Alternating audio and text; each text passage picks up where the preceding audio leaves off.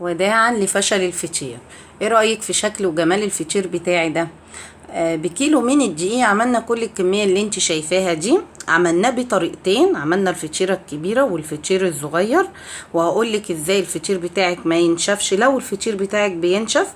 شايفين قد ايه فطير طري ومورق خطير. تعالي نبدأ الفيديو ونشوف عملنا الفطير القمر ده ازاي. اول حاجة معايا بولة فيها كيلو من الدقيق، هنزل عليه بمعلقة كبيرة من السكر وذرة من الملح. ده فطير الافران، فطير الافران بنحط له سكر، اما الفطير البلدي اللي احنا بنعمله ما بيتحطلوش سكر.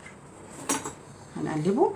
الفطير طبعا ما بيتحطلوش خميره، هو دقيق وميه وملح، اما فطير الافران بيتحط له سكر. هنزل باول كوبايه من الميه. اهم حاجه في الفطير العجن، تعجنيه كويس تاخدي فطيره كويسه. بصي بقى، عشان تاخدي عجينه ناعمه تعرفي تتملكي فيها كويس قوي، هاتيها كده على الرخامه بتاعتك وايد تسندي بيها كده العجينه، وبالشكل ده مش اقل من 10 دقايق. زي ما انا قلتلك فطير يعني عجن. في البوله بتاعتك مش هتوصلي للنتيجه دي ابدا.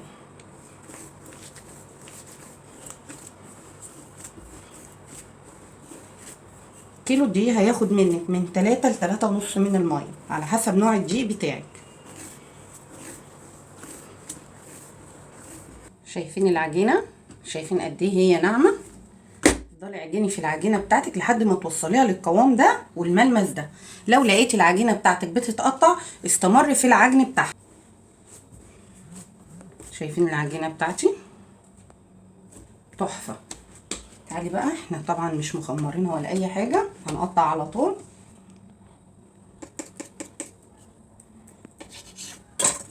هقسمها على حتتين.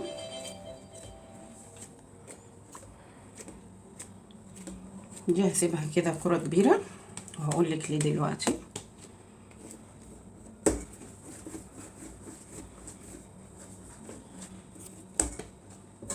اما دي هقطعها واحدة كبيرة شوية بالشكل ده.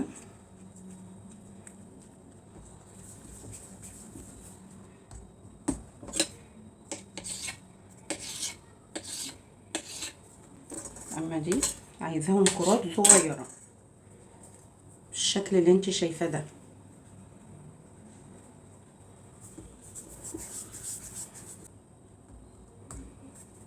هتجيبي الصينية بتاعتك هتدهنيها دهنة بسيطة من الزيت، وتجيبي بقى العجين اللي احنا قطعناه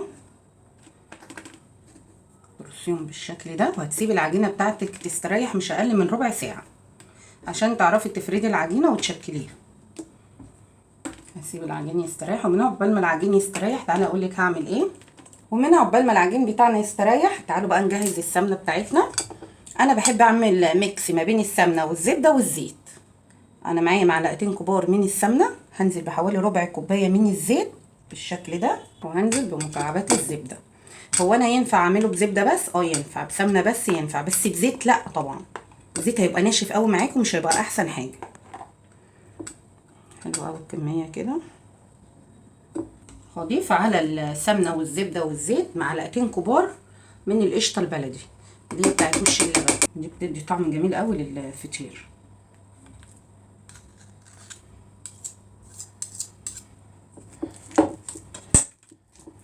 وبس كده، مش هنضيف اي حاجه تاني. هنركنها على جنب من عقبال ما العجينه بتاعتنا تستريح. انا معايا العجينه بتاعتي استريحت. تعرفي منين اللي هي استريحت؟ لما تدوسي عليها كده وما ترجعش تاني. هاخد اول واحده الكبيره، احط حته فطيرتي هعملها بايدي ولا هعملها بنشابه ولا اي حاجه، تاخدي من جوه لبره بالشكل ده. اسهل حاجه هتعمليها يكون الفطير. هي شويه تكات، هو عايز بس تعجني كويس، تسيبي العجينه بتاعتك تستريح، تاخدي احلى فطير. سهل وبسيط، وكفايه ان انت اللي عاملاه بايدك. اهو كده، شايفه العجينه تحفه.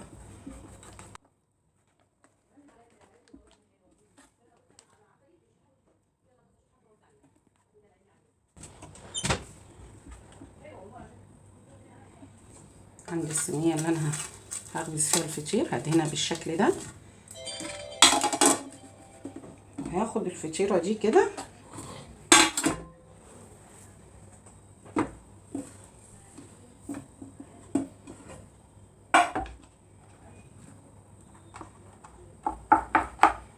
هسيبها بالشكل ده،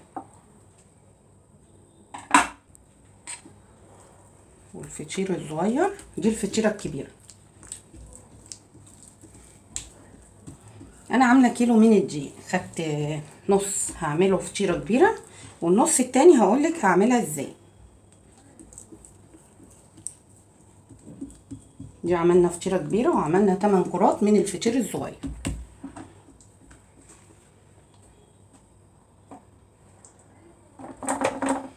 ما بين كل واحده وواحده هنحط سمنه.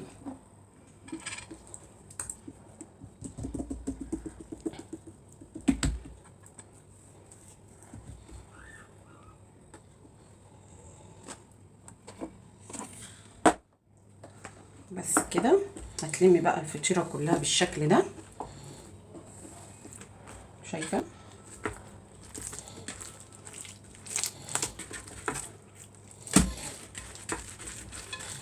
وهتسيبي الفطيره بتاعتنا تستريح كده. اول فطيره بتاعتنا خلصت.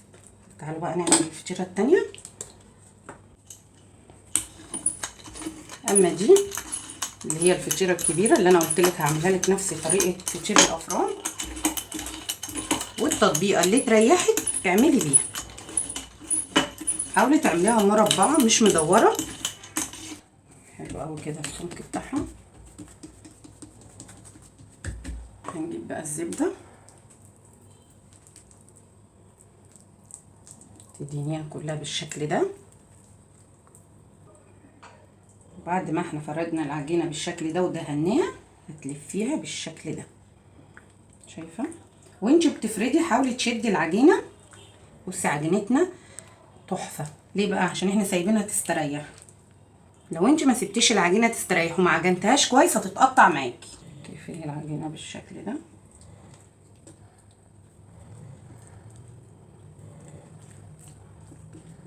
هتقطعي العجينه المقاس اللي يريحك. انا حلو كده اقطعها على 4. حلو قوي. شايفين الطبقات بتاعتنا؟ كل طبقه من دي بترويقه من الفطير. خلاص هجيب بقى الصينيه بتاعتي احطهم بالشكل ده، وهسيب الفطيره تستريح تاني معايا. تستريح الفطيره ونرجع لها تاني. بعد ما الفطيره استريحت معانا، شايفين؟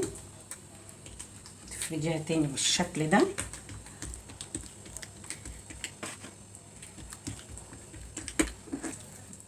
تقلبيها بقى وتلمي الفطيره تاني، شايفين؟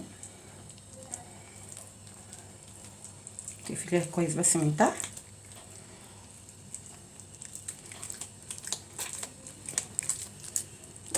شايفه الفطير؟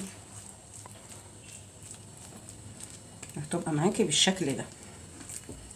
كده انا خلصت ال4 فطاير بتوعي، ودي الفطيره الاولانيه. بصي انا سبتها تستريح، شايفين؟ هتفرديها بكل سهوله طول ما انت سبتي الفطيره بتاعتك تستريح. انا مش عايزه افردها اكتر من كده. معايا بقى معلقه قشطه على معلقه السمنه على الزبده اللي احنا عاملينها. شايفه الفطيره؟ خطيره. تعالي اقولك على سوى الفطير بقى بتاعنا. في ناس بتقولك الفطير بينشف معاكي، ده بيبقى عيب الفرن. خلاص الفطير لازم يتحط على درجه حراره عاليه جدا، وبيقعد معاكي من حوالي من 12 دقيقه لربع ساعه، مش اكتر من كده.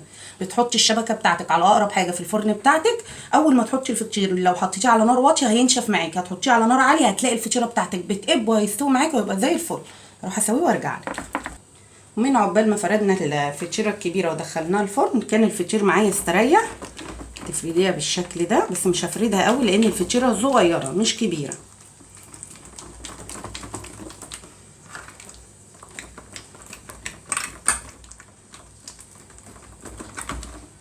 حلو قوي كده. هكمل الكميه كلها بالشكل ده وهروح اسويه وارجع لك. شايفين جمال الفطير؟ شايفين قد ايه الفطيره منفوخه وجميله؟ تعالي اوريكي ظهر الفطيره بقى. شايفه؟ خطير. وعشان تحافظي على طراوه الفطير تحطيها في حاجه زي كده. اهم حاجه بقى تغطي الفطير هو وسخن بستريتش، بكيس تلاجة، بورق ألمونيا اللي عندك.